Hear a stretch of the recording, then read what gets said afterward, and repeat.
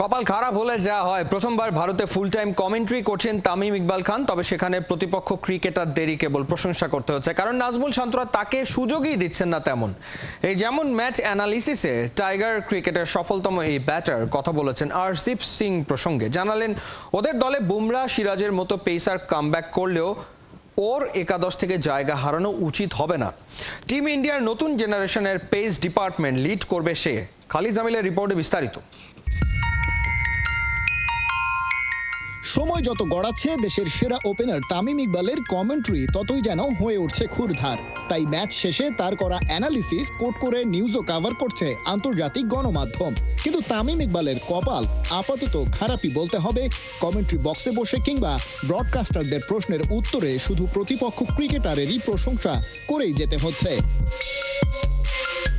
কারণ যে লাল সবুজের প্রতিনিধিত্ব তামিম করছেন, সেই বাংলাদেশ দলের ভারতের মাটিতে বলার মতো কোনো পারফরমেন্স নেই। টেস্ট সিরিজে দুটো ম্যাচের সবকটায় হারের পর এবারে পয়লা টি-20ও হেরে বসেছে টাইগাররা। আর সেখানে দারুণ বল করে প্লেয়ার অব দ্য ম্যাচের তকমা বাগিয়েছেন ভারতের পেসার আর্শদীপ সিং। 14 রান দিয়ে 3 উইকেট নিয়েছেন তিনি।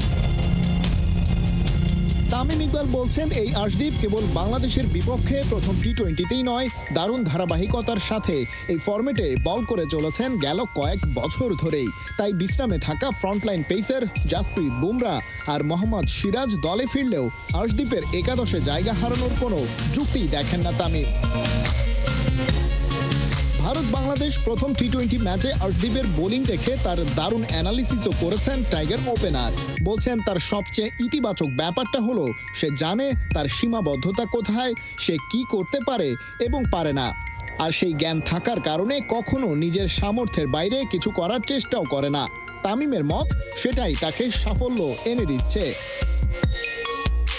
তামিমের সাথে সুর মিলিয়েছেন ভারতের সাবেক ক্রিকেটার ও অ্যানালিস্ট আকাশ চোপড়াও।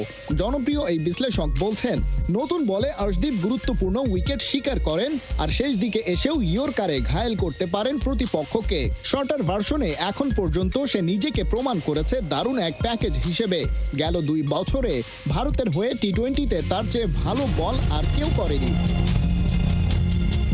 আকাশ অবশ্য গড়পড়তা একটা ধারণা থেকে আর্শদীপের বোলিংয়ের কথা বলেছেন। তবে টু দ্য পয়েন্টে স্ট্যাট অ্যানালাইসিস করলে দেখা যাবে 20 ওভারের ক্রিকেটে এই আর্শদীপের ধারে কাছে নেই আর কোনো ভারতীয় বোলার। ম্যান ইন ব্লুজ এই পেসারের যেখানে উইকেটের সংখ্যা গেল 2 বছরে 67, পান্ডিয়া পেয়েছেন তার অর্ধেকের কাছাকাছি। এছাড়া এই তালিকায় থাকা রবি বিষ্ণয়, আকসার প্যাটেল আর কুলদীপ যাদবরা তো আরও পেছনে। আর্শদীপ এমনকি উঠে এসেছেন ভারতের সর্বকালের সর্বোচ্চ উইকেট শিকারীর তালিকায় সেরা 5-এ। চাহালের সর্বোচ্চ 96 চেয়ে আছেন মাত্র 10 উইকেট পেছনে। এই আর্শদীপ হতে চলেছেন ভারতের নেক্সট জেনারেশনের লিডিং পেসার। দারুণ ধারাবাহিক এই বোলারকে পরের ম্যাচেও সামলানো নড়বড়ে টাইগার ব্যাটিং লাইনের জন্য হবে বড় চ্যালেঞ্জ।